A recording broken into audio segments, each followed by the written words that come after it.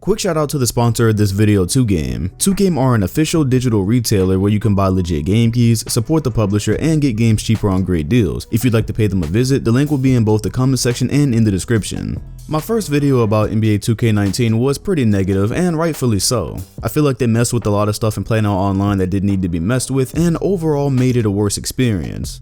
But now let's talk about something positive. As you'll notice if you watched that video, I said nothing about the gameplay until the end where I only briefly mentioned it, and that's because I wanted to get enough games under my belt where I could at least feel good about having an opinion on it, considering it's not even officially released for most people yet. And considering that, this is not going to be a video where I shower it as the greatest 2K of all time and give it all this unnecessary praise, because the game has only been out for a couple of days, and I realized throughout the year we're going to discover more and more things that are probably going to be annoying and that are wrong with it. However, I am fair and I'm going to give credit where it's due, because I think that the dev team actually gave some thought to their game this year, and they worked pretty hard on the most important gameplay issues that the community was complaining about. Well, what were those issues that we were complaining about in the first place? Let's rewind back to 2K18, and I think it's still pretty fresh in our head that you couldn't make a layup, you could execute your plays perfectly and get open shots, and it's almost like no matter what you did, you were going to shoot a poor percentage. Passing was pretty impossible because it would always be a turnover, and sometimes it really wasn't your fault. Sometimes you would just be passing to a guy and there would be somebody standing next to him, and because of the broken collision system, the ball would just knock loose. Using the post was totally pointless in that game because you get down there, not only were layups hard to make, but all of those shots count as contested. People were allowed to cheat on defense because they realized to contest a shot, all they needed to do was be near a guy and they didn't actually need to play defense. So you ended up missing a lot of jump shots that were wide open just because somebody walked to your side or something like that. And then the number one thing that made that game easy for everybody to play was the amount of blow-bys. I got into numerous games online where I'd be running plays and the opponent wasn't doing anything but using R2 and trying to speed into the paint the entire game because anybody could blow by anybody. So in comes NBA 2K19, and for anybody that might watch this video after any potential patches that they might release, this video is being made before the official release of the game on Tuesday, so I don't know what they're gonna change, but I hope they don't change a lot, because I think in NBA 2K19 what you have so far is a balanced experience that will reward you if you know how to use strategy and you know how to use skill, which is much different from NBA 2K18 where you just needed to know how to blow by somebody. So let's start there. The first thing you'll notice with NBA 2K19 is that you're gonna have I'm gonna say that there's a learning curve with this game because it is a much slower game than NBA 2K18 was. A lot of people are going to find this difficult to play because the natural reaction whenever you get online or whenever you play whatever game mode you're trying to play, natural reaction is going to be to try to run around everywhere. People are going to be trying to constantly cross over and to get into the paint. And not only is this a much slower paced game, so that's not really as possible as it was before, the defense is much better. So the lack of blow-bys compared to NBA 2K18 is probably the most noticeable difference right now. And so far in my experience playing against other people, that's why it's been so easy to win, because these guys are still trying to play NBA 2K18. They're getting online and they're not running plays. They're just trying to take their best player, they're trying to cross back and forth, and they're trying to run into the paint, and it's making them really easy to beat. And it's so funny because you can tell who used to abuse blow-bys. I had one guy trying to do that all game with DeMar DeRozan, another trying to do it with Giannis, and they're not used to being able to get cut off whenever they try to go baseline. I'll even admit that it cut down some of what I used to be able to do, because I just made a video on how good Larry Johnson was in NBA 2K18, and I picked up the Hornets, and the thing I noticed is that I can't really do a lot of what I used to be able to do. The whole thing where you're in the high post and you just blow straight by somebody to get into the paint, that's a lot harder this year. So the speed of the game and the lack of blow-bys is going to catch a lot of people off guard, and if you just happen to be a cheeser who did nothing but abuse blow-bys, you're gonna fail at this game, at least before they patch it. I don't know what their plans are with patches, but if they don't patch it and leave it like it is right now and you're just a blow-by cheeser, you're going to be disappointed. So now we move on to a related topic in defense, so I want to focus on that real quick. Playing on-ball defense feels a lot more worth it this year and a lot more rewarding. Main difference between 2K18 and 2K19 is that 19 truly does reward you if you know how to slide your feet properly, and that's also something you're gonna have to learn how to do too. You gotta be pretty careful, because with the analog, I think something that I've noticed as different this year is my finger keeps slipping and I'm accidentally contesting shots. So I'll be sliding from right to left and then my finger might slip forward a little bit, and if your finger slips forward on the analog, your player, he tries to contest a shot, It's almost equal to pressing triangle. It's almost equal because he doesn't jump, but he does lunge forward as if he's trying to contest. So you really have to learn, you really got to get good with the sticks this year and learn how to slide left or right, and that is a very rewarding thing. And obviously a lot of people know in 2K18 that was not rewarding at all, because you'd be playing against people who would just zigzag the whole game, and yeah, they would just blow by you. That's a really big theme here. Now, this is the one thing I think if 2K19 does decide to patch, actually I think this is the one thing they're gonna patch. I think steals are gonna be patched because that's the one thing I can say so far that it's totally imbalanced. With the way steals are right now, it's given a rebirth to people who love to jam the steal button and just try to get it from you all game. People are now full court pressing again because they realize that they can force a steal, and it's been a learning curve because I'm trying to adapt to it in the event that they don't patch it. And what you have to do is when people are jamming square, your whole offense from start to finish, from the time you bring the ball up to the time you go for a score, just do not force, because the people who are jamming square, they will be successful if you leave the ball unprotected. So if you just dribble in front of them, it's a very easy steal. And if you're just, again, trying to blow by them, trying to run past them, that's also a very easy steal. I had a game against the Cavaliers yesterday, and the guy was just spamming square so hard with Colin Sexton trying to take advantage of that defense. And because I wasn't forcing and I was protecting the ball, he ended up getting a penalty quit. Well, I had the option to get a penalty quit. You know, when you have too many penalties, you foul too much. He was fouling so much because he kept jamming square and I was protecting the ball that I had a chance to win the game right there. Of course, I got way more satisfaction by just beating him, but that is something you have to be aware of for the time being. Now, whenever they do mess with that, because I feel that they're going to patch it, I hope that they don't give in to people who are going to say that the defense is overpowered. Because while steals are definitely overpowered, the rest of the defense to me, it does not need anything but a minor tweak. For instance, I haven't unlocked many historic teams online yet, but I have a feeling that if I were to have Derrick Rose, defended by somebody like Kevin Love, somebody that you should be able to get by, the defense is so strong that I have a suspicion that maybe I wouldn't be able to get by him when I should be able to. Again, I can't confirm that because I haven't really ran into a situation like that, but if the defense gets to a point where quick, speedy guards can't get by big men, because I do remember that was a problem a couple of years ago, I can't remember which one, then that's something that needs to be tweaked. However, this is why I'm so afraid of a patch, because normally 2K goes too far to one side. So right now they're at a point where maybe defense just needs a couple of tweaks, but I do not want to hop on this game in a month or two from now and find out that playing on-ball defense is just useless like it was last year. Now let's move to something I know you're all concerned about, and that's the layups. Everyone's wondering, how are the layups in NBA 2K19? Well, first of all, you have a layup meter this year, which is a very common sense thing. It helps because now you have something to actually time by, but does that actually help you? Are you actually making them this year? Yes, the success rate for layups is much higher this year, but they're still difficult. It's not to the point where if you just get in there and you time your layup, you're going to make it no matter what. It's still taking into account how contested that layup is, so if you just drive into an extremely crowded paint, you're still going to find it difficult to get it to go. However, the main difference between 18 and 19 is that the layups that should go in, most of the time, are going in. I've only had one incident so far in 20 games where I was under the basket with Larry Johnson against a Lakers player from the 70s that was like 5 feet tall, and I felt like that layup should have definitely went in.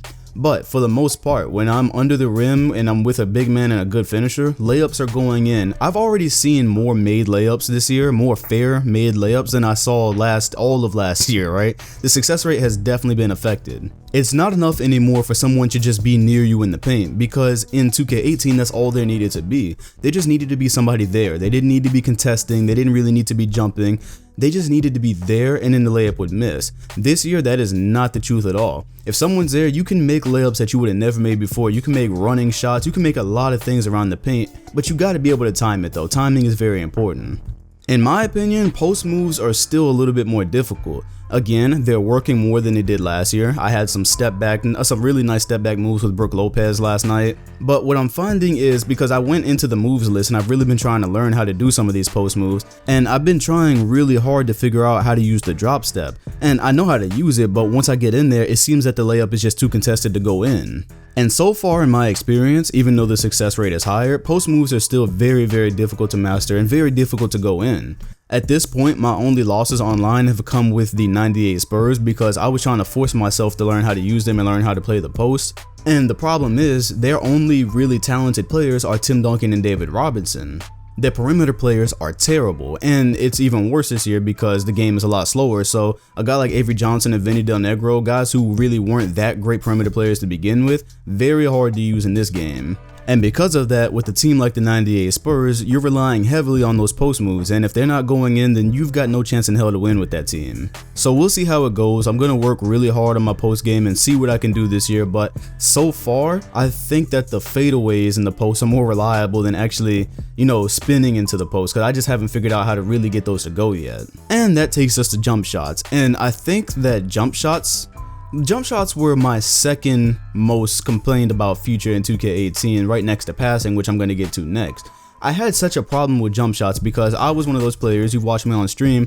I like to run plays, I like to execute, I like to use ball movement instead of just blowing by the whole game. And the problem is I would be playing against somebody who was just ramming into the paint, and I would get beaten because I'm executing these plays, but I'm going like 1 for 8 on all my shots, regardless of if they're wide open or not. Now, there's the contrast. As defense is really powerful this year, jump shots and execution are very powerful as well, which is why I recommend learn how to use a system, learn how to use ball movement, learn how to cut, learn how to get guys open.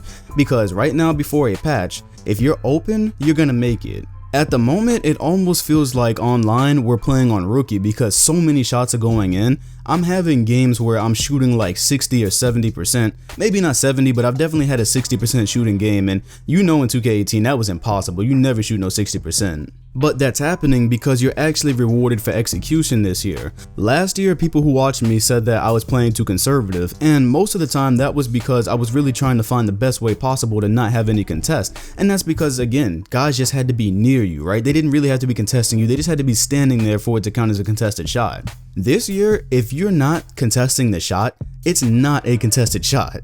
About 2 weeks ago, I was streaming NBA Live, and one of the things that I said I liked about their gameplay was that there was no cheating on defense. So that means if you decide to roam on defense and you decide to go play help defense, you can't then run all the way out to the 3-point line and recover and get a perfect contest. That was the main thing I hated about 2K18 because I felt like guys were getting away with playing terrible defense. They'd be roaming everywhere, they'd be playing help defense, and then you pass it to somebody open, and then within 1 second they're not open anymore. 2K19 handles like Live in that way. Because the game is much slower and there's much more weight to these players, if you decide if your defensive strategy is to roam around and help on the big man, you're going to give up an open shot. And at that point, you just have to get the open shot timed as well as possible, and it's going to go in a lot more than last year. That is possibly my favorite tweak to the gameplay, because while I realize every shot doesn't go in real life, I also realize that you should be rewarded if you can execute a play properly, if you can get good screens in your offense, if you can use ball movement. That should be rewarded over blow-bys, and this year it is, and I am really hoping they don't patch that, because that's one of the most effective ways to score right now. It's just like basketball, screens get open shots. In short, when you combine that with the fact that layups are going in, if you play bad defense this year, if you don't know how to play defense, you will be penalized. Gone are the days when you're going to be losing to people who aren't playing good defense and who are leaving you wide open all game. You're not going to lose any more games at this point because you're shooting like 5 or 16 because all your shots are open and he was just jammed in the paint. That's not going to happen anymore, and I absolutely love that change. It's made it to where I don't have to play as conservatively. So yesterday I was playing with the Boston Celtics, and I feel much more free to take shots with Kyrie Irving. I used to never do a lot of the things that Kyrie could do because I felt like they would be contested, or the step back would be counted as a bad shot. Things that Kyrie does in real life I really wasn't doing. And yesterday I was cooking, I was abusing it, I was hitting step backs because those get you open shots, and open shots are actually going in now. So it's a much more fun game in that way. And last, but definitely not least, now we're going to talk about passing and bumping, the bump animation. I made an entire video in 2K18's last days. I made a video called A Fumbling Mess. I'm sure a lot of you saw it. And it was basically about how animations in this game, not even animations, but moving the ball around was so impossible because you could be passing to an open guy and he would fumble it. You could just be standing near somebody and he would fumble it. You guys are well acquainted with this, right? Passing the ball into the paint, they're going to fumble it.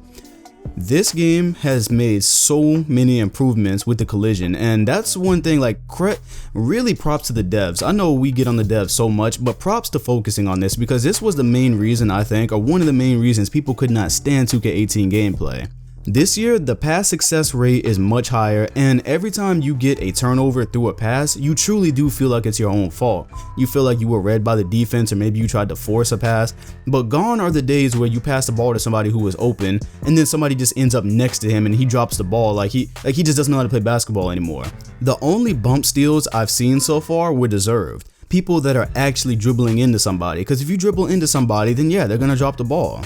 If you're in the paint trying to dribble between two people, then yeah, you got to get out of there, because that's probably going to be a situation where the ball is going to get bumped out. But in situations where that's just not supposed to happen, like I have one really specific one in my head last year of Dwayne Wade running behind Brian Shaw and the ball knocks loose just behind him, right? He didn't touch the ball, he just ran behind him and it popped loose. I have not seen one of those yet. I'm not saying that bumping isn't in the game at all, but I am saying that it only happens under necessary circumstances so far in my experience. The only complaint I have so far with the passes is that I think they're too easy to steal, because I think there's not enough variation. Like when I'm trying to pass, like say I'm trying to outlet the ball, right, and I have somebody wide open, I feel like it's too easy for the defender to jam square and just stick his arm up and just steal it out of the air. That's my only complaint so far, because I feel like sometimes I should be able to throw the ball a little bit higher than a defender just sticking his hand right up without even jumping. I feel like that's not really realistic, and that's the cause of a lot of people jamming square in the backcourt. Like when you get a rebound, immediately they'll just like player switch into the closest guy and they just jam square before the camera even turns, and the pass might get stolen that way.